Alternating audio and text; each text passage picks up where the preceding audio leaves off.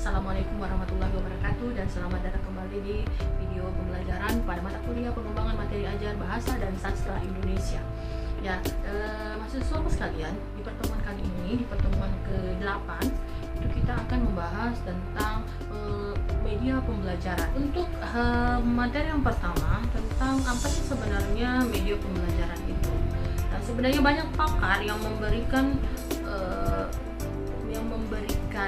definisi mereka atau yang memberikan definisi tentang media pembelajaran itu sendiri.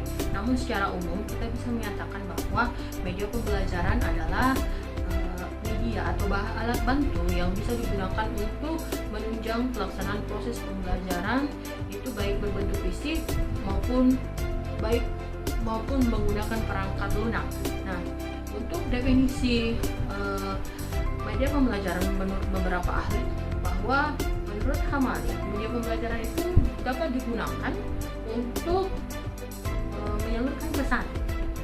Yang kedua, menurut Kielach dan Kelly tahun 1971 mengatakan bahwa media pembelajaran itu adalah alat-alat grafis maupun fotografis, telegrafis dan elektronik untuk menangkap dan menyusun kembali informasi visual maupun verbal. Menurut Latuheru, bahwa media pembelajaran adalah alat yang digunakan untuk kegiatan belajar mengajar dengan maksud agar proses itu bisa interaktif, komunikatif dan edukasi antara guru dengan siswanya itu dapat berlangsung secara tepat dan berdaya. Nah, dari pendapat ahli tersebut kita bisa menyimpulkan bahwa media pembelajaran itu adalah alat bantu dengan segala sumber dayanya yang bisa digunakan untuk menyampaikan materi kepada peserta didik dalam proses belajar mengajar. Lalu apa saja fungsi media pembelajaran? Yang pertama, fungsi media pembelajaran itu adalah untuk menarik perhatian siswa. Jadi dengan media pembelajaran, siswa yang awalnya tidak tertarik dengan pelajaran kita, mereka akan lebih antusias atau lebih serius untuk belajar. Yang kedua adalah bisa memperjelas penyampaian pesan, karena biasanya antara guru dengan siswa, apa yang disampaikan guru mungkin bahasanya tidak dipahami oleh siswa, bisa dimudahkan dengan adanya media pembelajaran. Jadi media pembelajaran itu bisa memudahkan siswa atau peserta didik dalam menangkap pesan yang ingin disampaikan oleh guru. Lalu yang ketiga adalah untuk mengatasi keterbatasan ruang dan waktu. Misalnya kalau mata pelajaran sejarah, kita membahas tentang manusia purba, tidak mungkin kan kita akan kembali ke zaman purba. Sedangkan sekarang sudah tidak ada lagi zaman purba, sekarang kita sudah berada di zaman digital. Jadi bagaimana untuk bisa mengajak siswa tersebut ke zaman purba misalnya? Ya, dengan adanya media pembelajaran. Dengan media pembelajaran kita bisa memudahkan siswa untuk melihat dengan real atau dengan nyata kejadian-kejadian yang mungkin kita belum ada pada zaman itu, bisa kita bawa ke dalam kelas. Begitupun dengan tempat, misalnya kita mau mengobservasi, atau misalnya bukan observasi ya, kita misalnya mau ke teks, membuat teks narasi tentang Jogja misalnya. Kita tidak bisa saja kita tidak langsung ke Jogja, kita cuma bisa melihat patungnya, misalnya patungnya Candi Prambanan, kita bisa langsung melihat, bisa mendeskripsikan seperti inilah Prambanan, seperti inilah Yogyakarta, seperti itu. Jadi dari media pembelajaran kita bisa mengatasi keterbatasan ruang dan waktu. Lalu yang keempat adalah untuk menghindari salah tafsir. Nah, salah tafsir itu maksudnya bagaimana? Kesalahan pemahaman atau interpretasi, baik itu antara guru dengan siswa.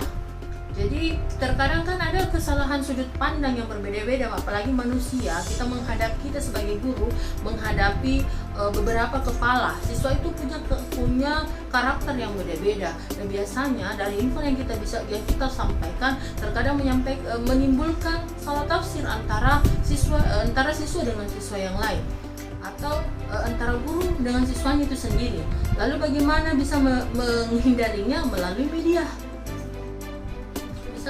Bisa melalui media, karena biasanya kalau kita menyelesaikan secara verbal itu akan menambah rumit saja permasalahannya.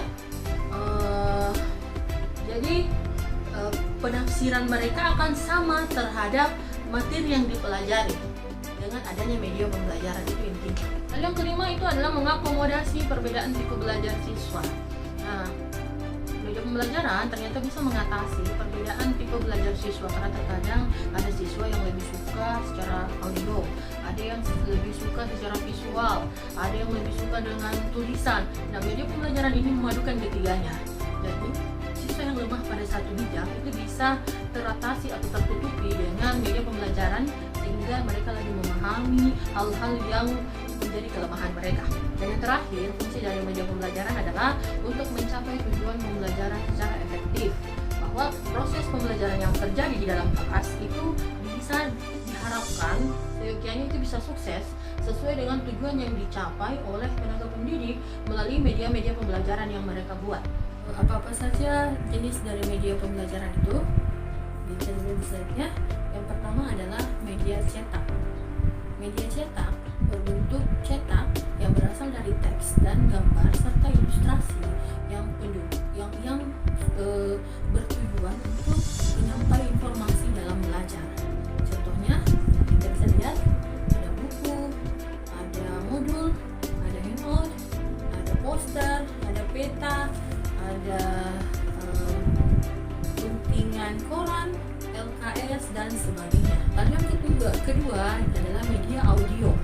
Media audio adalah media yang berbasis suara, bunyi-bunyian, dan kesan non-visual, di mana media ini cocok untuk siswa yang bertipe auditoris. Jadi siswa yang suka dengan suara-suara. Apa saja contohnya? Contohnya itu adalah siaran radio, ada CD atau VCD, podcast, lagu, musik, file MP3 atau MP3, kemudian telepon dan lab bahasa. Karena di lab bahasa kita bisa mendengar melalui earphone. Ya. Yang ketiga adalah media audio visual. Media audio visual merupakan media yang menayangkan gambar dan suara dalam waktu yang bersamaan. Apa saja contohnya? Itu film, televisi, dan video. Yang keempat adalah multimedia interaktif yang merupakan media pembelajaran yang dilengkapi oleh alat pengontrol yang dapat dioperasikan oleh pengguna sehingga dapat memberikan respon dan ada hubungan timbal balik antara alat dan penggunanya. Apa contohnya? Contohnya ada game, lalu aplikasi yang berbasis IT dan Android. Ternyata Android atau HP Anda itu masuk pada media multimedia interaktif, bahan medianya. Lalu yang kelima ada namanya e-learning, electronic learning, pembelajaran elektronik, yang merupakan media pembelajaran berbasis elektronik yang bisa dimanfaatkan melalui komputer, laptop, bahkan melalui Android pun bisa, yang terhubung dengan jaringan komputer ataupun jaringan internet.